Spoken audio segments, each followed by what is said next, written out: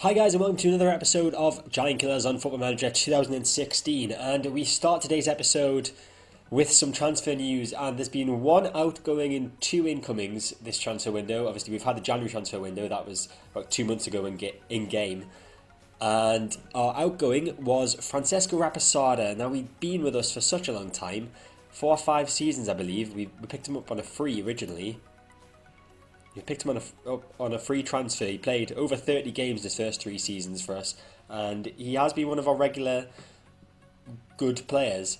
He had 4 seasons with us, but we've sold him to Toronto. They came in with an offer. The offer was about £50,000. I upped that to 60. I think he was valued at around 60,000, and they accepted. So, I mean, he played 10 times for us this season, but we've got enough cover in that position that we don't really have to worry about the fact that he's gone. We've got Freeman, we've got loads of defenders that can play at left or right back. Now for the incomings, and we had about just over £1 million left to spend from the summer, and my scout came to me with this fella, Pelle Clement. He's a Dutch 25-year-old, valued at £525,000. The scout report told me he was a quality player and that I should sign him whatever the cost. So that's pretty much what I did. I signed him for £425,000 from Excelsior in the Dutch Jupiler League. You can see he's played quite regularly for them. He's originally from Ajax. He played for young Ajax 18 times the season before he went to Excelsior for £95,000. But yeah, he's played 5 times for us. He hasn't managed to score or get an assist yet. An average rate of 6.6. So I'm hoping he's just trying to ease his way into the team. But as you can see, some of his attributes pretty good, I guess. Not amazing, but pretty good. Crossing of 13, dribbling 13, first touch 13, technique of 12. He is going to be a good squad player for us. I'll say that much. And the other player that we bought in, also scout report, was 4.5 stars. It said he'd be a key member of the first team and that I should buy him as well. And we did that. We bought him for £900,000 from Benfica B. He's played 7 times for us. He's managed to get 3 assists already and 2 Player of the Match awards, as well as a 7.61 average rating. You can see some of his attributes there. His corners have gone up, free kick taking's gone up, heading and marking have gone up, but they're not that important since he's a centre midfielder. But corners, crossing, dribbling, first touch, free kick taking, passing and technique, all brilliant technical attributes. And then he's quite quick as well. He's got a 15 acceleration, 14 pace. He is going to be a very good player for us. So that's the transfer news out of the way. Now let's have a look at how we've got on in the games since last episode. Obviously last episode we lost 3-1 to Fiorentina and thrashed Cittadella 4-0, then had a winter break. First game back after the winter break, we managed to win 1-0. Giuseppe Recchia getting himself into the goals once again after that hat-trick in the Cittadella game. We then played Tonana and drew 1-1. We fell behind thanks to a Federico Dionisi penalty, which Gibkia gave away. But Stefano Amadio managed to get an equaliser for us 12 minutes later. Steindirk picked up a bit of a knock in this one, but I can't remember. I don't think it was that serious. Then we played against Benevento, and one of our former players, Nareya Mamedov, scored against us and consigned us to a 1-0 defeat. Then started a run of 5 games unbeaten, 3 of which were draws, but still, it's unbeaten, isn't it? 0-0 draw against Empoli. Nadia Mignotti got himself sent off for Empoli, so we really should have taken advantage of that, but we didn't. Then a 0-0 draw away to Avellino. Nothing of note really happened in that one. We then got back to winning ways away to Lecce. Giuseppe Recchia and Hassan Syed putting us 2-0 up. Dylan Borghese getting the consolation goal for Lecce late on. Quite a lot of yellow cards in this one, but happy with the result and the win. We then played Frosinone, and that was a 1-1 draw. Johnny Byrne gave us the lead, but we couldn't hold on as Giacomo Churchi's equaliser consigned us to a 1-1 draw. And the final game that we played, in fact, 2 weeks ago in game time, we've had a few postponements, was the Perugia game. This was one of the games that I was originally supposed to bring to you. I was supposed to bring to you Perugia and Cesena. However, the Carpi game was meant to be before Perugia. The Carpi game got postponed. So then I thought, I'll play the Perugia game because then we've played the same number of games as we would have done. So I played the Perugia game. We won 2-0. Steindirk, Giuseppe Recchia on the score sheet. And then the next game was supposed to be the Carpi game. That game was postponed yet again. And then we were supposed to play against Cesena. That got postponed. that's now not going to be in this episode. So this episode we're going to play against Carpi and Salernitana. The Carpi are currently in 6th in the table. We've got 2 games in hand, and everyone. I'll just quickly show you the Serie B table. Okay, so you can see there, we are on 44 points after 30 games. Most of the teams around us have played 32 games, so we've got 2 games in hand. Win today can take us up to 9th. If we win both of our games in hand, we could technically move up to 6th or 7th. We could go above Carpi. Obviously, we need to beat them. Well, we need to win both our games. But there's still a chance that we get into the playoffs. Yeah, there's a definite chance we get into the playoffs. Just looked at the rules there. And if there are fewer than 15 points between the teams placed 3rd and 8th in the league, they all go into the playoffs to get promotion to Serie A. So we're still in this race. There's still a possibility that there will be one more season of Giant Killers. We do have quite a few injuries at the moment, so there is a bit of a changed lineup for the game against Carpi today. We've got Liam Kelly in goal as always. Donnell Furlong is our right back today. We've got Johnny Byrne, Henrik Dibkier and Guido Janssen in the central defence. Kieran Freeman is left back. Amadio and Rafa Pinto in central midfield. Alberto Itri is suspended for the day, otherwise he would have been playing instead of Amadio. Pele Clement comes in at right attacking midfield. Stein Dirks is injured today, and Dale Jennings is at left attacking midfield. Hassan Syed is injured, and Giuseppe Recchia is our striker up front. So we are actually 5-4 favourites for this one, despite being below Carpi in the table. The bookmakers have made us favourites. The draw is 11-5. Carpi are 7-4. Our key man is Donnell Furlong. It says we've only conceded 20 goals in the 23 games that the right backs played in. And Carpi's key man is Filippo Damian, a 25-year-old Italian valued at £525,000. We've scouted him in the past, and he's got a scout rating of 3.5 stars. He's got a few okay attributes. His passing is brilliant, 16 passing. That is some good passing attributes. And his average rating this season is pretty damn good as well, 7.28 in the Serie B. He's managed to get himself 1 goal and 1 assist, so definite danger man there. Kelly with a goal kick. Can we create a chance? Clement wins it in the air, knocks it down to Amadio. Now it's Rafa Pinto, one of our new signings. One of the more expensive signings we've made, in fact. Recchia's got the ball, trying to go past his man. He does, and he shoots, and that's an excellent finish from Giuseppe Recchia. He just continues to amaze me off the underside of the bar. 16th goal of the season. He's just amazing at this game. He is amazing at football. Kelly with a goal kick. Towards Clement again. Clement wins it, but there's no one there. Ferrari gets it back for Carpi. And Rodriguez with a long ball intercepted by Byrne. Furlong's got it now, gives it to Rafa Pinto. Can he launch another attack for us? Clement with the ball. Through to Furlong. He crosses it in. Recchia's there again, and it's off the bar that time. Hit the wrong side of the bar though. His first shot hit the underside of the bar and went in. That one hit the top of the bar and went over. Good signs though. I have just realised I should probably be calling Pele Clement, maybe Clement? Clement? Not really sure how to pronounce that. So it's half time, and thanks to some Giuseppe Recchia magic, we are 1-0 up. So I'm just going to encourage them. I'm going to say they played well, but still room for improvement. Performance-wise, pretty much everyone's doing alright. Guido Janssen's the worst performer in a 6.5. My centre-backs tend to not get a good rating from what I've seen of them. Mardio on a yellow card. Not too concerning. I don't think he's been sent off for me before. We don't really have many options for centre midfield on the bench. We've obviously got Kieran Freeman on the pitch who can come in at centre midfield. But I think I'm going to leave it as it is for the start of the second half and hope that we can get another goal just to make it a bit easier. Just over 20 minutes to go, and there's not been any highlights of this second half so far. So we're going to make a change. We're going to take off Dale Jennings and bring on Maxwell Acosti, and we're also going to take off the risk of Stefano Amadio picking up a second yellow, and we'll bring on Marco Speziali, who hasn't really had much game time this season. Okay, highlight. First highlight of the second half, in fact. Goal kick from Carpi. Comes to Matera, who plays it back to Usai. Long ball to Anguli. Anguli looking for a spectacular pass intercepted by Speziali, though. Clement's got the ball eventually. Now it's Recchia.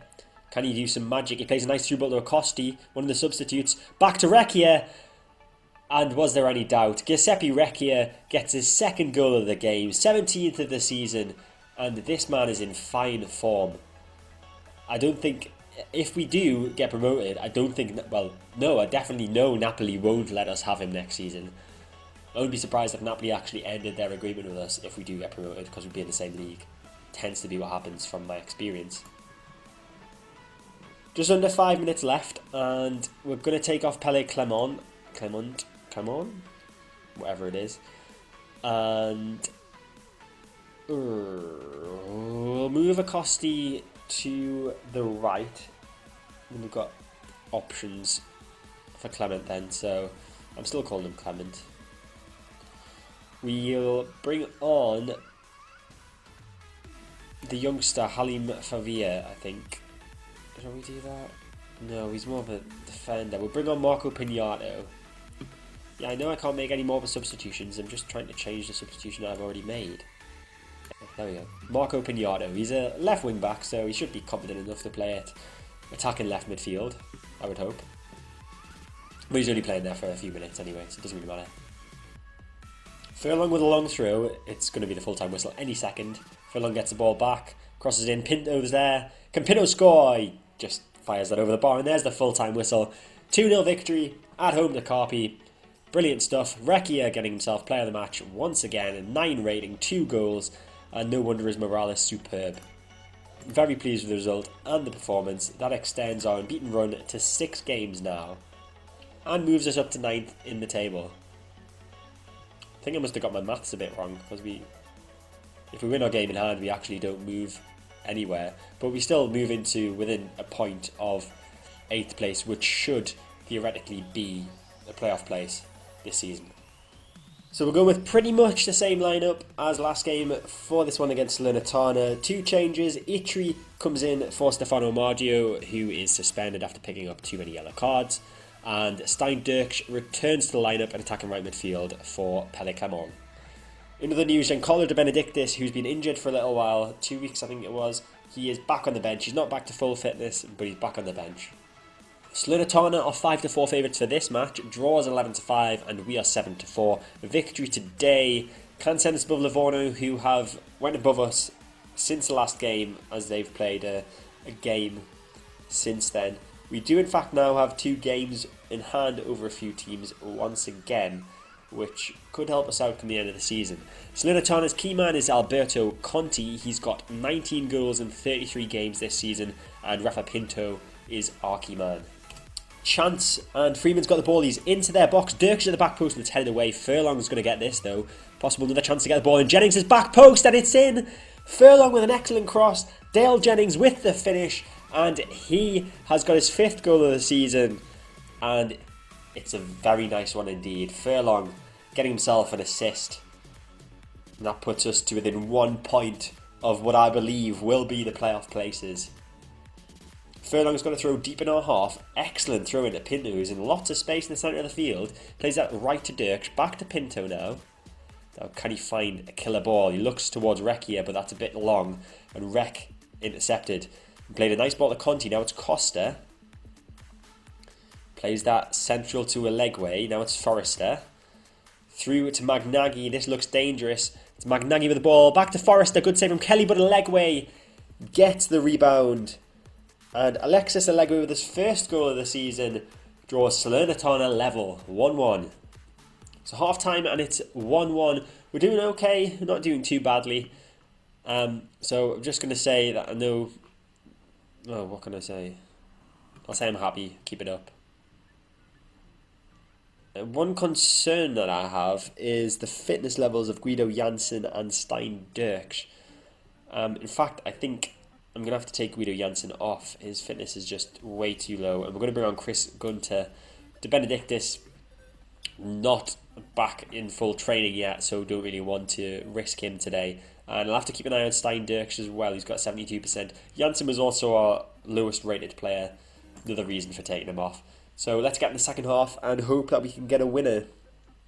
Corner for Salernitana. Costa with it. Magnaghi's there. Wretch has got it now. Dibkia heads it away. Forrest on the edge of the box though. Magnaghi in space. Great save from Liam Kelly. That's what he's there for. Saving great shots like that. And Kelly launches the ball forward towards Recchia, but Capradossi wins it. Itchy gets it back. Now it's Dirks. Stein Dirks with quite a bit to do. He's running down this right-hand side. Can he get a ball in? Yes, he can. Recchia's there. Well, wouldn't you just know it? Giuseppe Recchia getting on the end of a Stein Dirks cross, getting his 18th goal of the season. This is unbelievable. I've said it before, but this guy is probably my best ever signing. Loan or transfer-wise, he is just amazing. Unfortunately, the creator of that last goal is looking pretty tired. So I think we're going to have to take him off. We're going to bring on Maxwell Acosti, who we know can do the job at attacking right midfield. And hopefully he does what he normally does and gets an assist or a goal or two. Now, chance here. Acosti plays it to Rafa Pinto.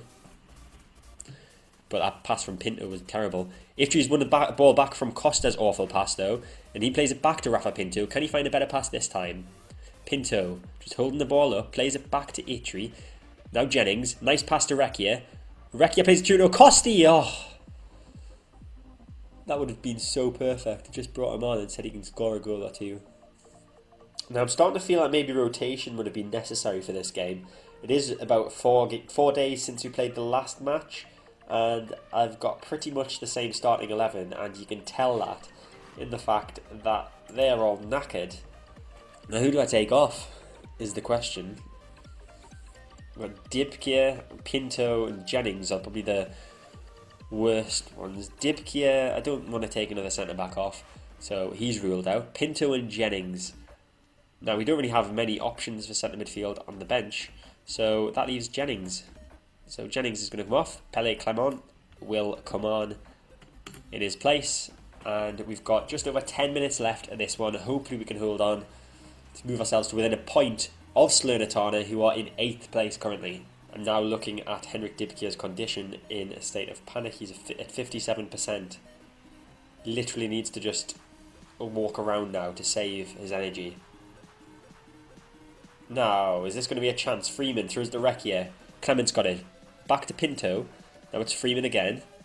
Pinto. Nice passing to Clement. Clement's got a chance here. It's Clement. And I changed his pronunciation of his name, but he still didn't manage to score. I assume this highlight's just going to drag on until the full-time whistle. Conti's flick on goes nowhere. Dibkia picks that up. You need to stop doing stuff, Dibkia.